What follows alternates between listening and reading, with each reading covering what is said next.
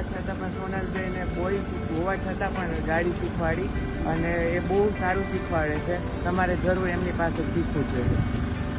પાંચ વ્યક્તિને સોનલબેને ગાડી શીખડાવી, બહુ મસ્ત શીખડાવી. Thank you very very much. અમને સાયકલ પણ નહોતી આવડતી, પણ સોનલબેન અમને મસ્ત ગાડી શીખડાવી દીધી છે. થેન્ક યુ સોનલબેન. ફૂલ ગાડી શીખડાવી દીધી છે.